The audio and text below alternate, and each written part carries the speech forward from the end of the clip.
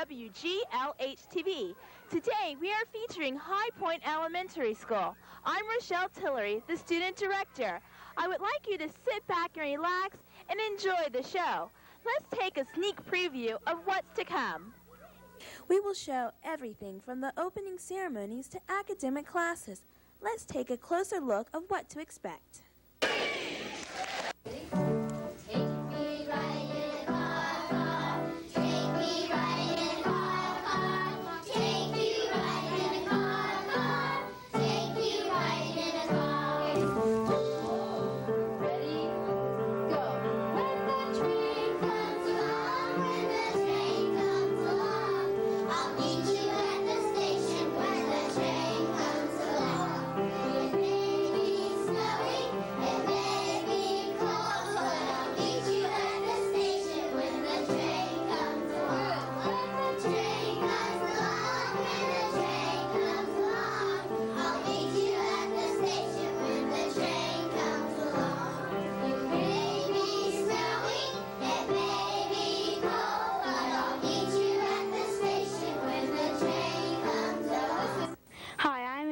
And I'm so thankful for this new school. Let's take a closer look at its construction and architecture. The new elementary school in the Gahanna-Jefferson School District is called Highpoint. Highpoint first started construction on July of 1987 and was completed August of 1988. The approximate cost of the school is $3.7 million. The school was built around the media center to show books are the center of an education. Let's take a look at the new school.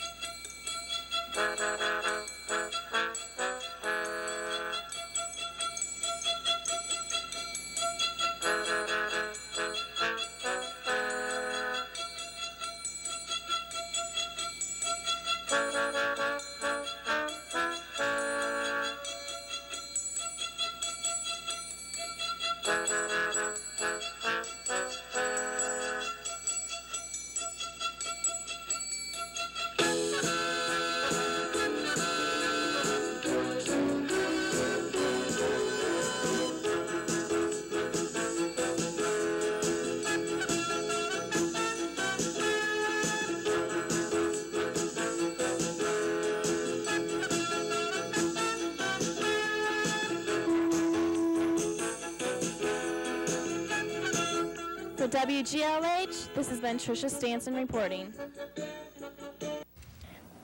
I am Jacob Brown. Once our building was complete, we had an opening ceremony and dedication. The moment we've all been waiting for, the ribbon cutting. The ribbon cutting was back on August 28th, 2 days before school began. The ribbon cutting was followed by a dedication ceremony. The master of ceremonies was the school board president. The school board patrols were presented an Ohio flag by Joanne Davidson and an American flag by a representative from the VFW. The band also played, followed by Roger Vere's superintendent speaking. Mayor McGregor also spoke.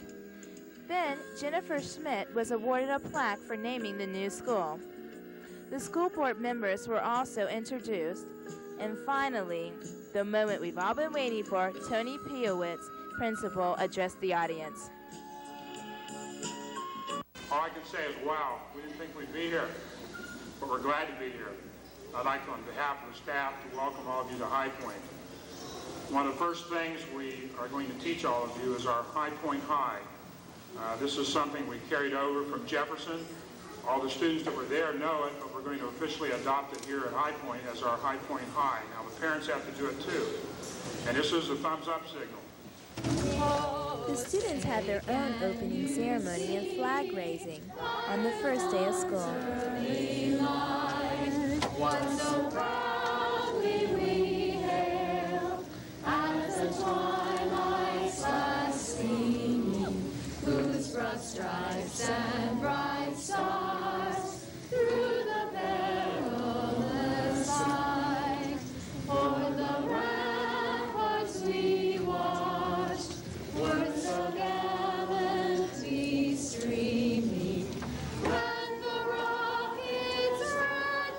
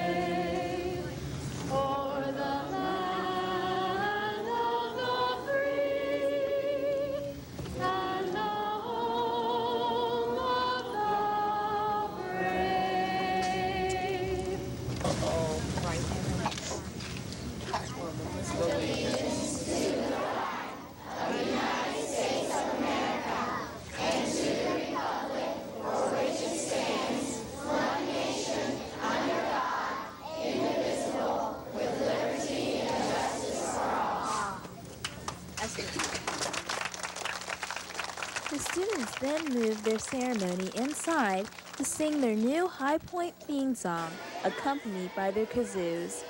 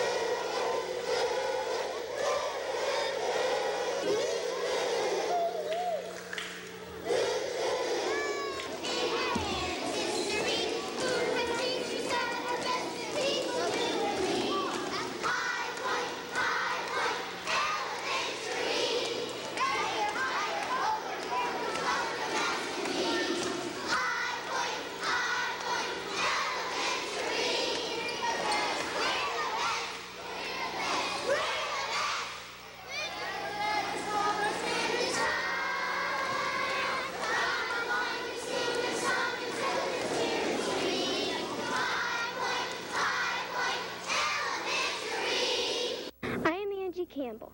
When fall finally rolled around, we began classes. I am so thankful that our teachers have a creative way of instructing us. You'll see why. Just watch. At Highpoint, academics are a major focus. Operating on a 10-point grading scale, 5 basic subjects are taught: math, English, social studies, which combines Ohio history and Gahanna history, science, and writing. These subjects are taught in most schools. However, what distinguishes Highpoint from those other schools is their emphasis on teaching techniques. Literature-based reading and Math Their Way are two different teaching techniques. Literature-based reading introduces children to a higher level of learning. Instead of using weekly readers, the children use regular library books. The teacher introduces the books, then the children choose the books by a raffle or lottery. After the books are read, they are discussed and special projects may be done. The children are currently reading a book called The Littles. Math Their Way is split into 4 different stations. Free exploration, numbers, patterns, and comparing are the 4 stations. In free exploration, there are many stations that children may explore. In the geoboards section, the kids use geoboards and create their own designs. In the reproducing designs, the kids copy block designs by gluing down construction paper pattern block shapes and explore Unifix cubes without direction from adults. In the numbers station, the children copy designs by dipping each end of a toothpick into white glue and then placing it on a sheet of black paper. They shake beans in a cup and turn it over onto the table and make a record of each result on a section of their bean chart ditto, along with other activities. In the patterns section, there are also many sections, such as dot patterns, where the children hold dot pattern cards above the row of dots and copy the pattern. Then they extend their pattern on their own.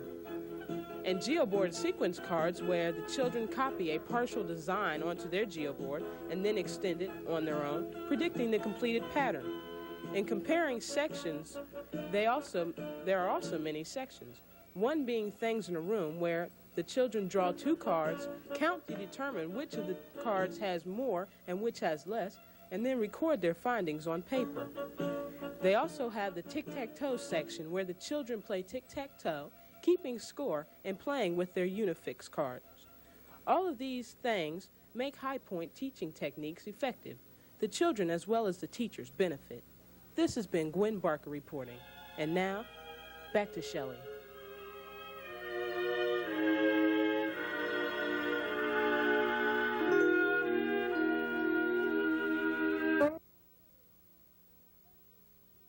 Hi, I'm Katie, and I've noticed that almost everything is computerized.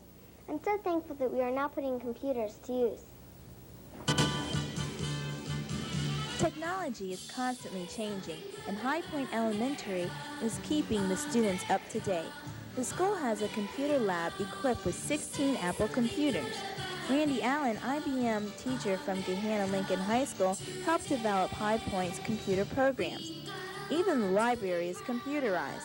Every book is listed in the computer card catalog. It will tell whether a book is in stock or not.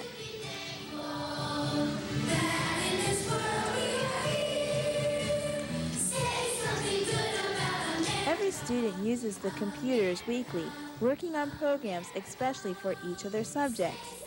Each of the teachers instructs the computer class. The parents are able to use the computers at the open houses. Some of the students even show their parents a thing or two.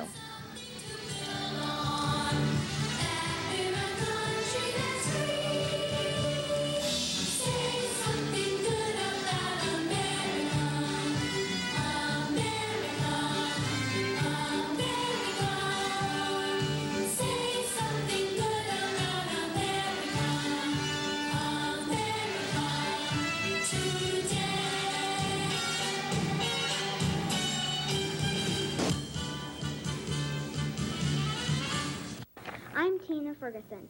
I think that the special school themes that are carried throughout all of our studies make our schoolwork even more fun. Let's see the career special theme. What are you going to be when you grow up? That was a question raised in the recent special theme. Special themes help students learn about the real world. One particular theme was careers. Professionals from the community came to speak with the children, including former football coach and teacher Bill Koppel, Sergeant Edward Da Vinci, a policeman, Brett Atkins, Newswatch 4 Sunrise anchor, and Alan McDonald, an architect. Even students from Eastland Career Center came to speak with the children. Children were allowed to ask questions to the professionals, and the professionals gave them straight answers. Many of the professionals stressed not using drugs and getting a good education. Children then were able to look at the materials the professionals brought in. The students then did special projects relating to their chosen careers. Other special themes to come include the right to read, week, culture of the world, and animals. Students really enjoy these special themes.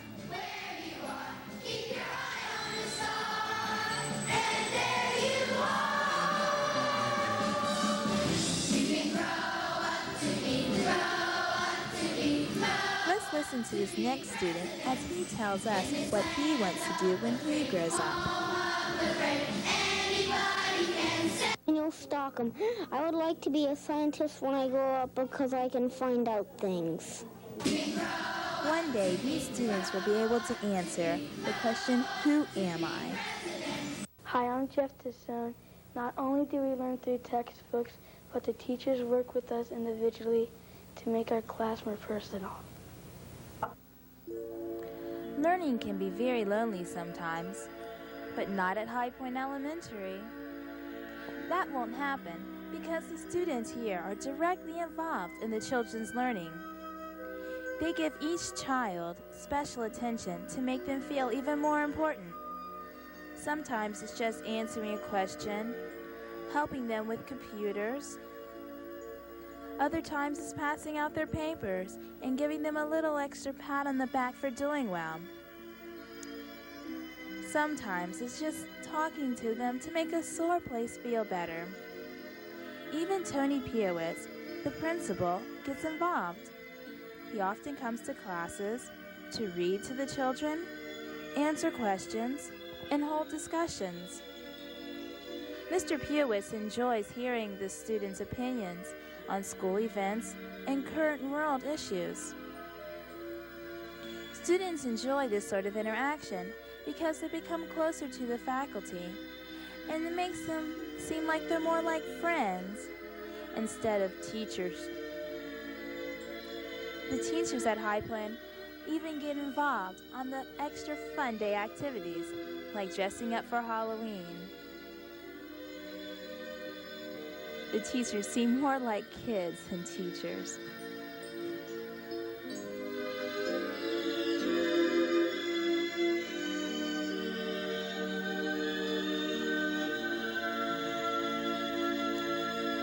Highpoint Elementary has a really special relationship between the faculty and its students.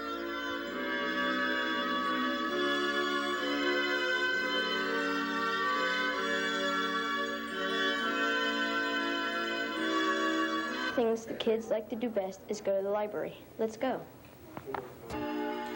Reading is a lot of fun, especially if you're reading books from Highpoint Elementary's library. Each student has the opportunity to visit the library at least once a week and sometimes even more. The students learn how to find a book in a class called Library, of course. They learn about the Dewey Decimal System, the card catalog, and the new computer file.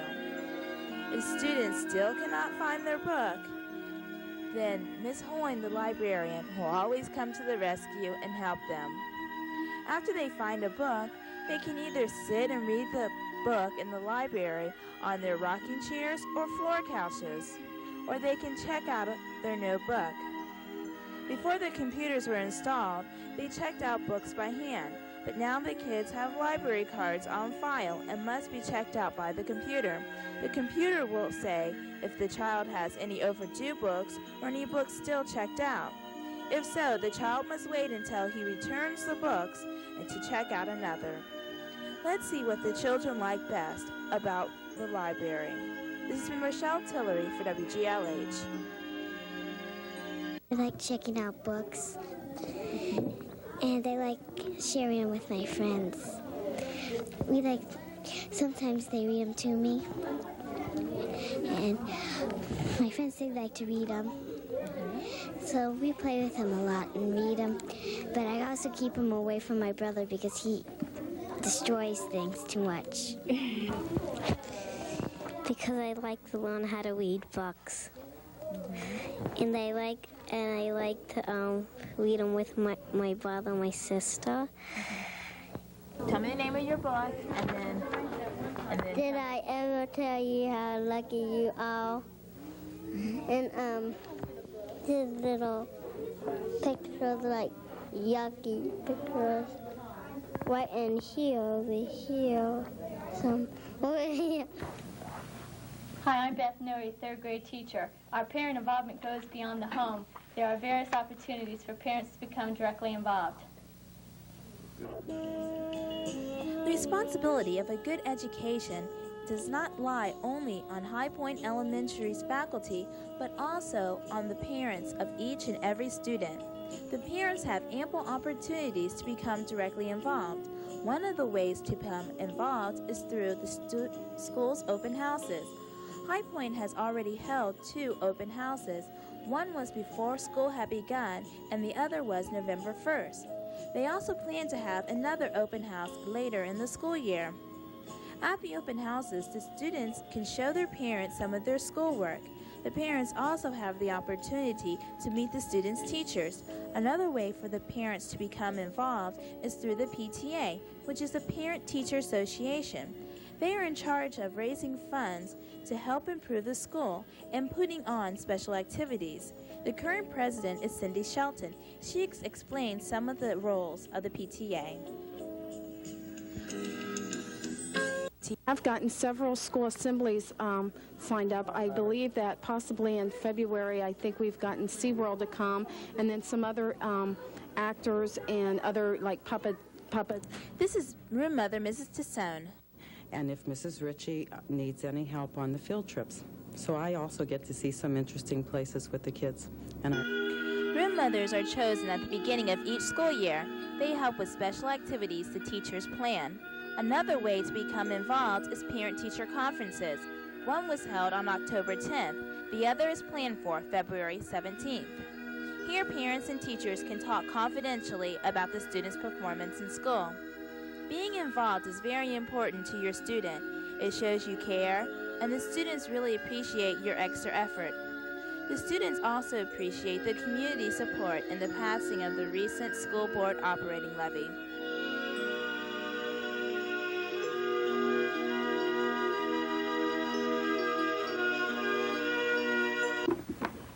Hi, I'm Rachel Solub, and school doesn't end at 2:30 for all of us. Some of us stay for extracurricular activities.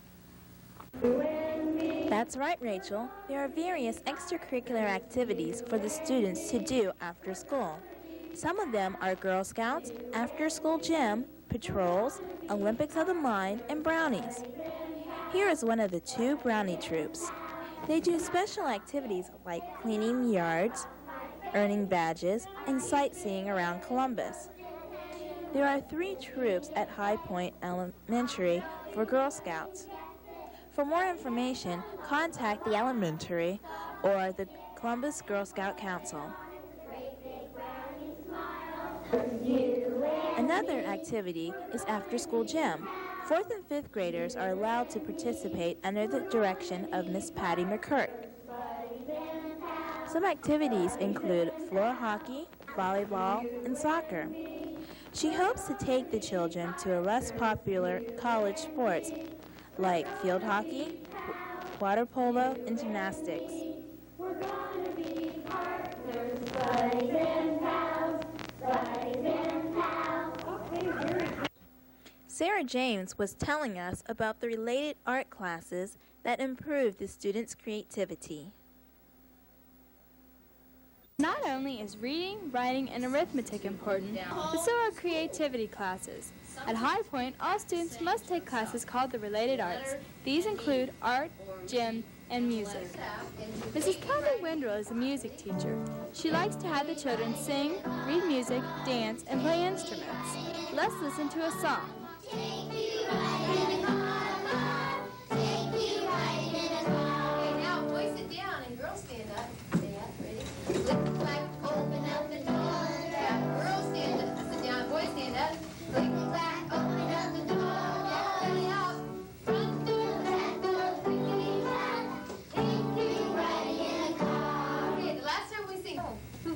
She also teaches the students to talk aloud with good pronunciation and emphasis. Okay.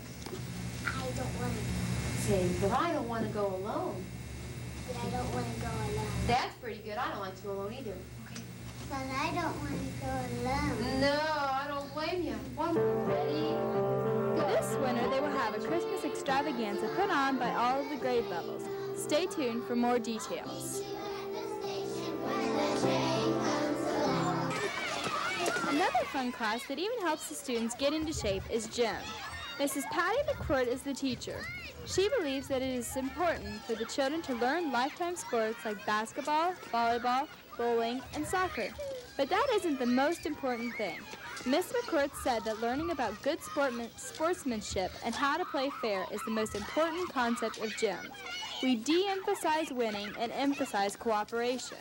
Other sports she teaches are gymnastics and floor hockey. The younger children play more games like poison and kickball. For the 4th and 5th graders, McCord has organized after-school gym hours. You'll see more of that in another story.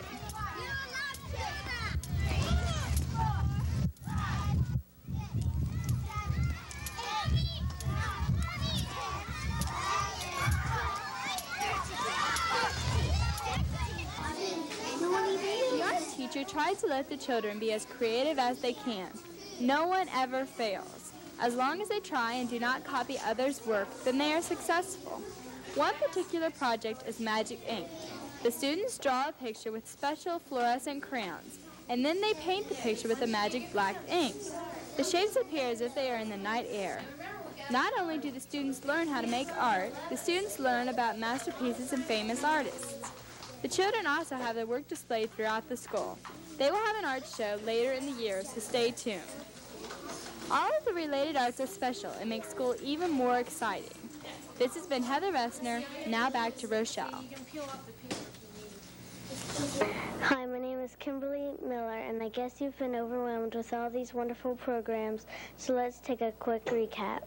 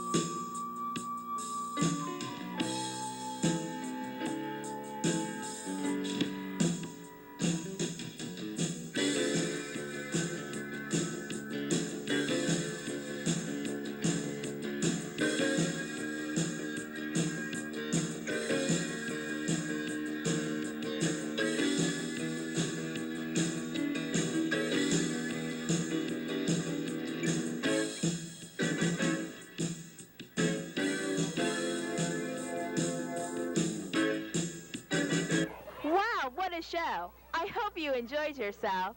After all, this is Thanksgiving week, and I hope you sit back and think about all the things that you are thankful for.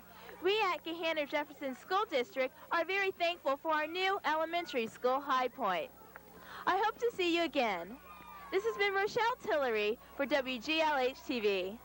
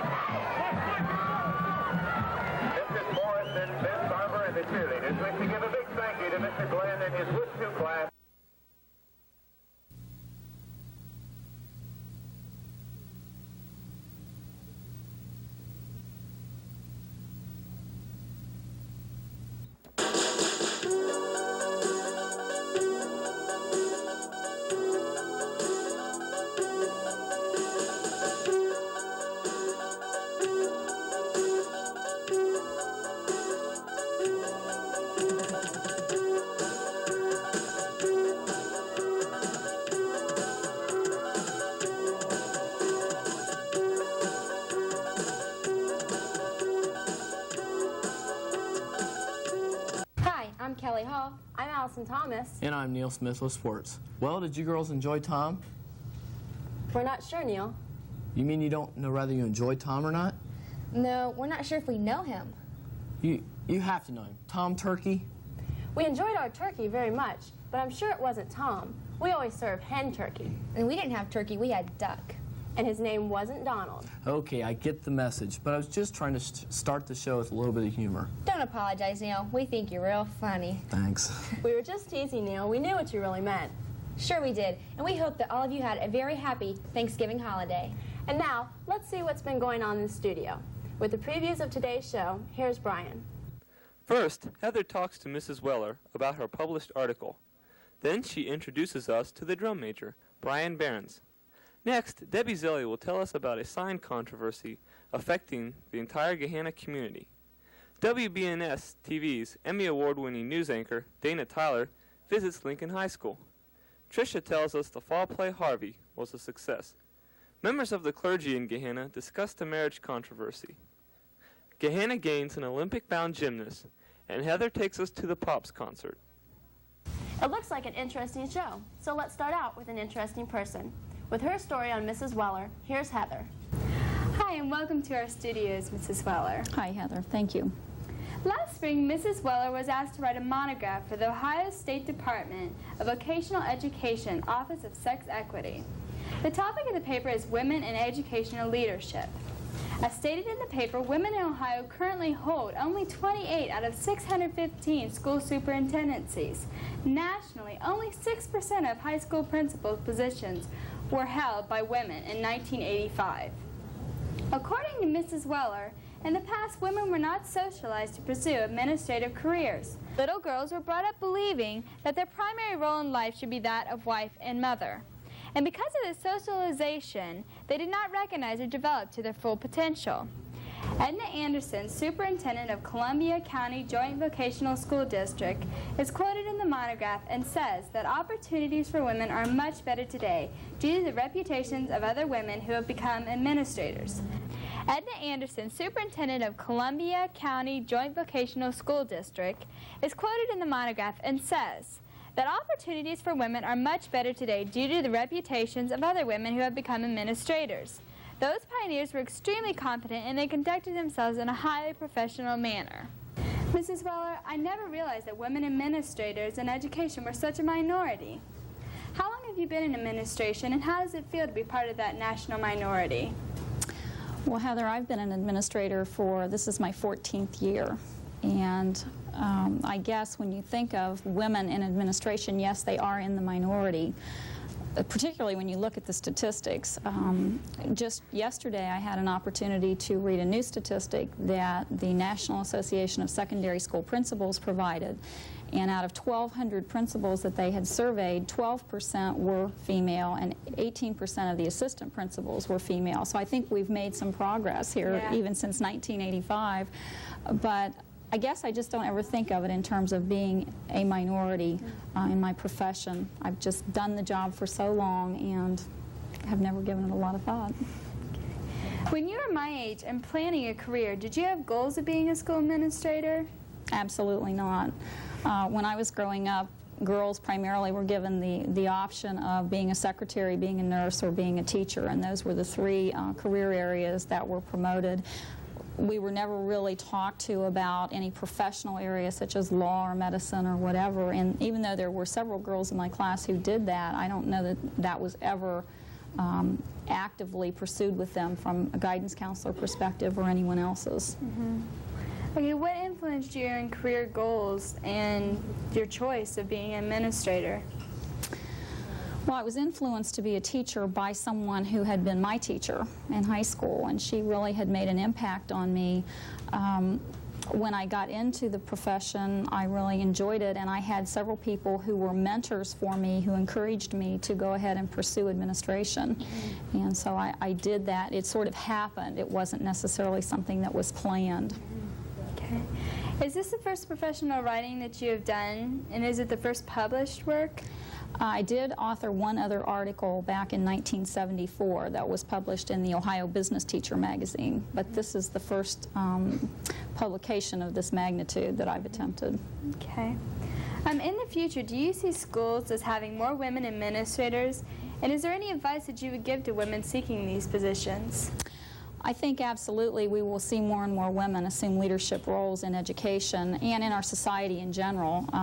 If you look at any of the information on the workplace of the future in the year 2000, the statistics tell us that only 15% of the entrants into the workforce in the year 2000 will be white males, compared to 47% today. So I think that says a lot about women and the role that they will have to assume. As far as advice that I give to aspiring women, and this is pointed out in the monograph, I think it's very important that these women know what it is they want to do and what they are willing to sacrifice in order to make this move, because it is a sacrifice, particularly if they have another life, they have a family and children. I think that they need to be prepared. If they want to make this move, they need to be prepared both in terms of their education as well as their experiences. I think they need to learn to network.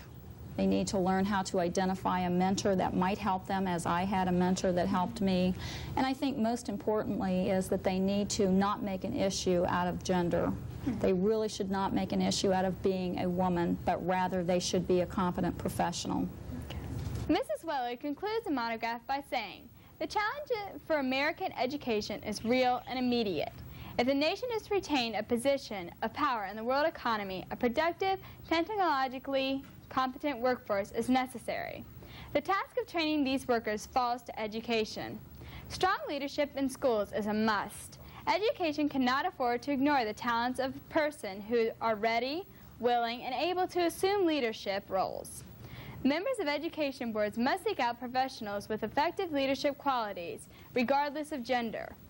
Women who believe that they are ready to assume leadership positions must aggressively pursue those positions. They must demonstrate high levels of competence and professionalism in order to guarantee their success and pave the way for future generations of school leaders, many of whom may be women."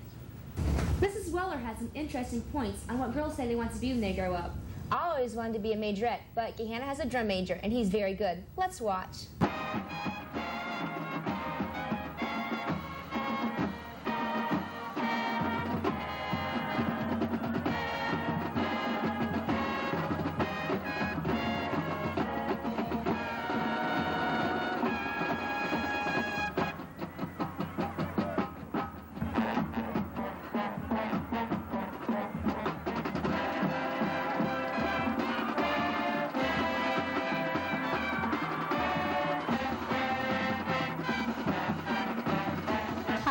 Vestner for WGLH TV.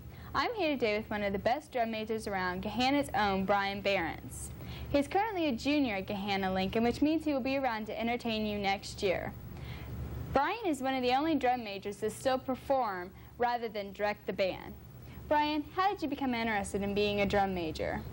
And it's kind of funny. It was a dare, more or less. Where the director was joking around one day, and he said, he held up the uniform when I was walking the band room, and he said, "I want to see you in this next year." And it was a joke, and I was like, "Yeah, right, okay." And I don't know, it got me interested. So I talked to last year's drum major about it, and she got me hooked up with her instructor, and basically it was a dare. It was a joke, really, and it turned into this. It's kind of funny. Okay, who have your instructors been? Other than last year's drum major, the girl that taught her, it was Ohio State's first girl drum major, Shelly Graff. She got me started, more or less. She taught me most all the tricks and all the stuff like that. Yeah. How do you keep your cool when you drop the baton? Because a lot of people notice that about you, and that's a good quality. Well, I don't know. Shelly told me that you really can't teach showmanship to anybody. That you just have to have it when you start. I don't know. It was luck. I don't know. I just one day I just did it, and my mom started laughing, and she was watching me out in the backyard, and she said, "That's funny." Recently, when the band performed at OSU, a judge had this to say about Brian. We have an excellent drum major down there. He's a showman. Man, my congratulations to him. He had to go after the Ohio State band position. He's got all the moves for that. This has been Heather Vestner for WGLH TV. Somehow, I don't think I'd be that good as a majorette. I'm not going to be a party to that controversy, but here's one the entire community would like to hear. Here's Debbie. As any casual observer can see, Gahanna is growing. New housing and new businesses, like the one behind me, are constantly being added. There is one thing, however, the casual observer might not see, and that is the growing controversy. Hello, and welcome to WGLH TV. My name is Deborah Zelli. Just a few months ago, the co-owners of this Golden Touch car wash began to draw up plans for the building and the sign that they wanted for their new establishment. However, when they took this to the boards for approval, despite the fact that the sign was within city codes, they met against a new roadblock. Bob Goldhart, co-owner, explains. They had no problem with the sign itself. The problem that they're having is with the height of the sign. Current laws on the books in Gahanna state that a sign can be no more than 30 feet tall. What we asked for in our revised sign was a sign that's 13'6" high, which is well below the height established by the ordinance. Although the decision may seem unfair to Goldhart and his co-owner, Terry Durst, Ed Moran, chairman of the Design Review Board, feels the decision is justified. Okay, the Design Review Board, as part of its purview of design review, has included signage. And long range, we'd like to review all total signage. Massey's sign, the Ohio State Bank, possibly in the terms of a newer ordinance, would be non-conforming signs and would be subject to a lower elevation or elimination. And right now we're starting previously with Firestone, now with the Durst Car Wash. One thing both parties have been able to agree upon, however, is what's ahead in the sign controversy. I don't know at this point what would happen. It's hard to say at this point. At any rate, one thing is for sure. No matter what the outcome is, this sign war is certain to have an effect on the future of all Gahanna's business. For WGLH, this has been Deborah Zelli reporting. There are some interesting arguments on both sides of that issue. Yes, and I'm glad I don't have to make that decision. I never liked politics, but our next clip features a real politician, and Tiffany had the good fortune to interview her. Let's watch. Interview people, find out what they were doing, be able, when I heard her talking just now, I've got to keep going, all right, because I'm on TV, and that's something you always have to remember. Keep going, keep talking. Don't let stuff that's going on around you disturb you. Keep your train of thought. I'm not saying it's easy. It's very difficult sometimes.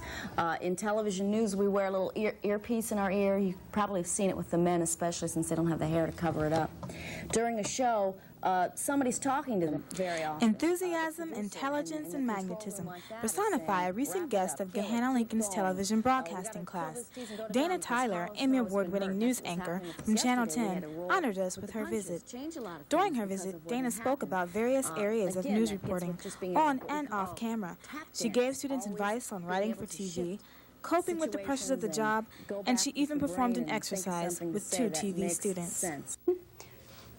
Your name is Ken Walters, like Barbara Walters. You are this intense interviewer, and you work for CBS News, and you just happened to come to this class today. And we're glad to have you here because you're an important person. How old are you? 16. 16. You didn't go to college. You were so good, the network scooped you up. You're making $6 million a year because you've got your own show, and we're lucky to have you here, Ken Walters.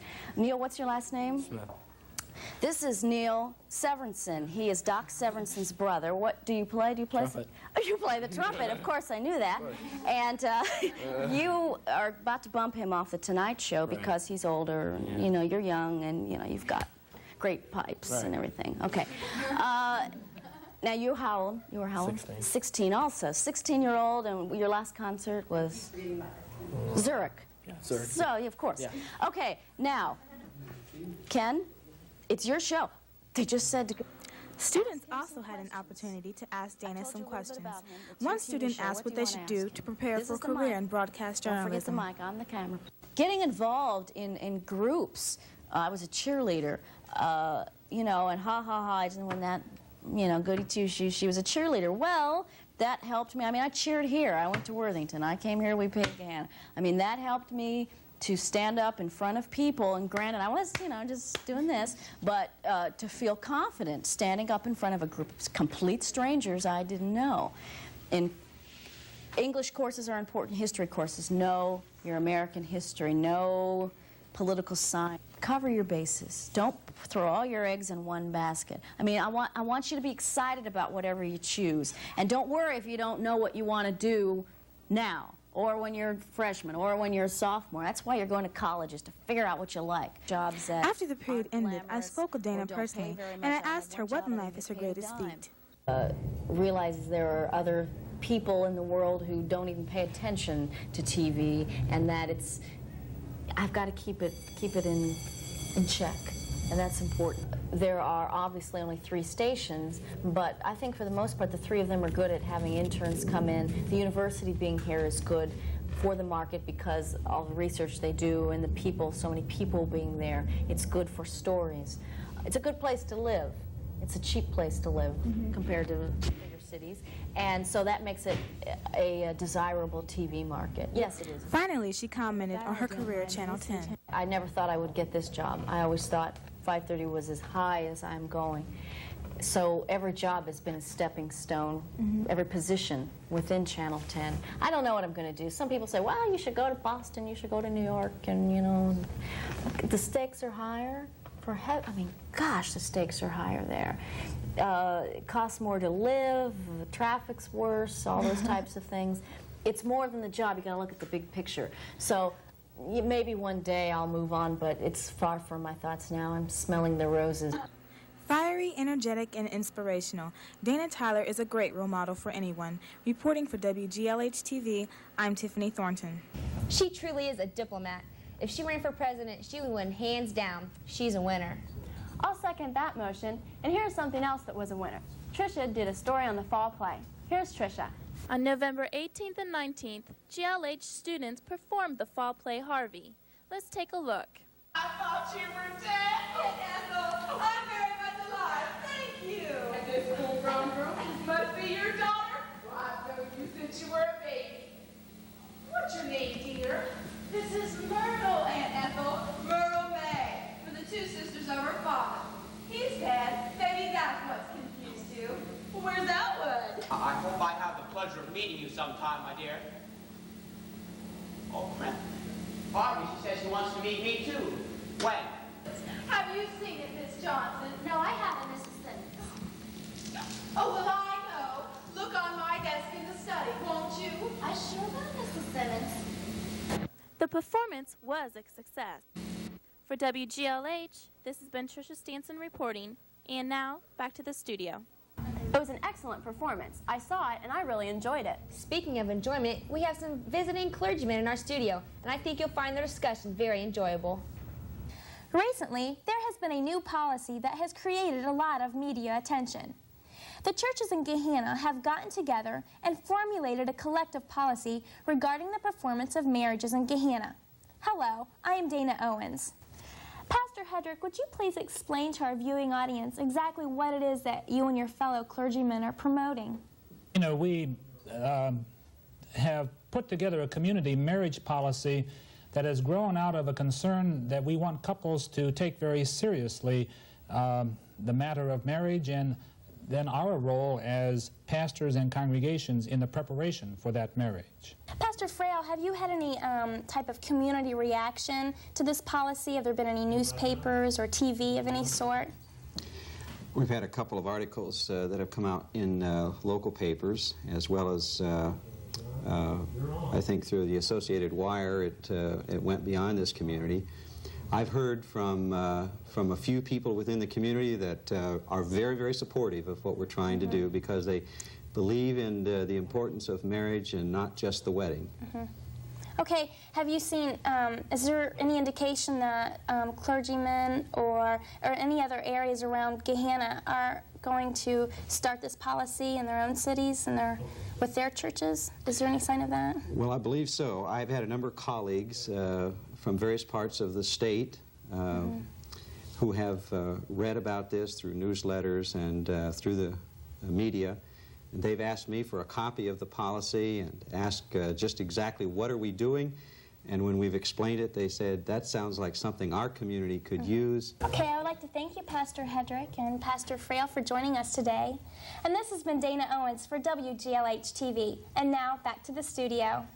I have to agree with the pastors. An altar is not a place for performances. It is kind of sad when couples think the marriage ceremony is just an opportunity to perform. Our next guest doesn't have to wait for a special time to perform. She is performing all the time. Here's Kelly with that story.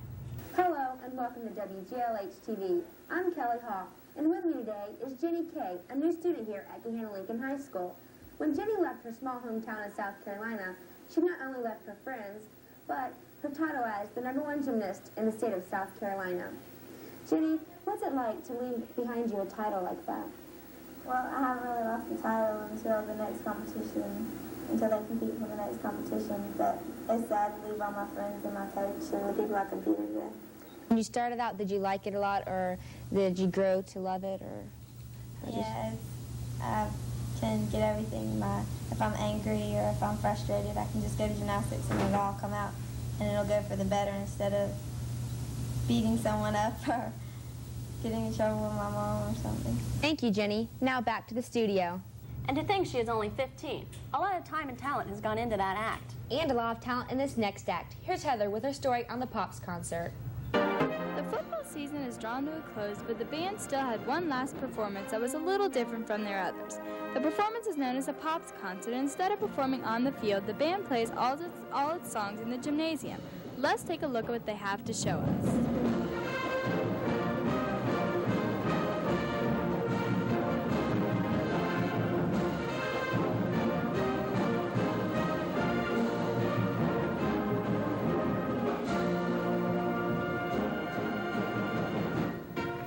Also performing at the concert were the Majorettes, the Flag Corps,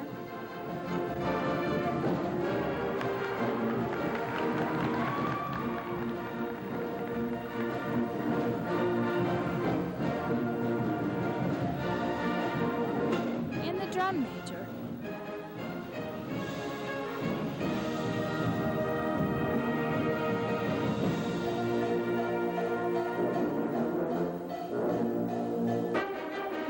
Appearance was Heather Connard, the mascot lion, and Shelley Tillery, a football cheerleader.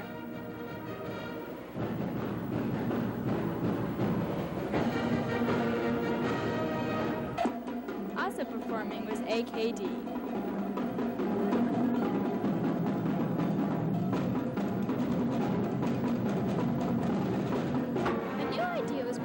by the band director, Jeff Schellhammer, this year, and it was that the freshman band performed with the marching band in the concert. Every year, an award is presented to the most outstanding senior member and new member. This year, in the auxiliary, the most outstanding new member was Sally Berkheimer, and the senior member was Trisha Snyder. In the band, the new member was Mike Reese, and the senior member was Tria Connell. And the show wouldn't be complete without the band singing the fight song. Let's listen.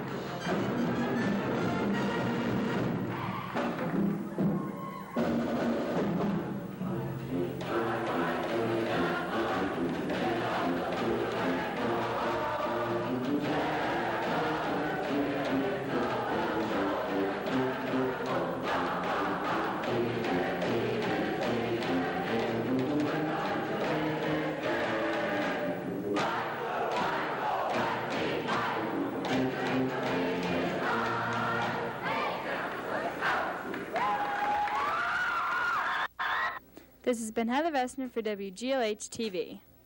You know, Allison, when you look at our drum major, the cast of our fall play, our little gymnast, and all of our great musicians, you become pretty proud of our student body. That's true, Kelly, and we haven't even mentioned our great athletic teams, right, Neil? Right you are, Allison. To start off in sports, Ken did a story on 2 of our freshman teams. Let's watch. The freshman basketball team will open their season December 1st. When I asked freshman basketball coach Phil Peters what he thought about the team, he said, "We had upwards to 40 fellows try out this year, which I think is a larger number they've had previously. And out of that large number, you can expect to get a lot of talent. In fact, there were some players that we just didn't, but numbers-wise, couldn't keep on the team that we wanted to, but we just didn't have the numbers." In addition, the freshman wrestling team will open their season December 10th at Hilliard. Here is what freshman wrestling coach Morgan Osmond had to say. This year, the amount of people that we have this year compared to last year is the numbers are about the same. The bad thing of it is that mostly everybody here is in the same weight class. We have about 3 or 4 guys in the same weight class.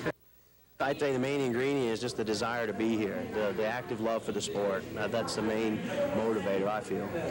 WGLH wishes both the freshman basketball and wrestling teams luck this year. This has been Ken Cover for WGLH TV. Last week, the football team had their annual banquet. Don Davis and Hassan Bailey received the honor of being selected to the first team All-OCC. Great job, guys. Jonathan had a chance to check in on the boys varsity basketball team, and here's that. Hello again, this is John Fraley. Recently I had a chance to talk with Mr. Andy Clark, the boys' head basketball coach at Gahanna Lincoln. Coach Clark shared with me some of his thoughts about the strengths and weaknesses of his 88-89 basketball team. Well, we're an experienced team, I think. We have 4 starters back from last year, and I look for us to be a very big physical team. I think we have very intelligent people.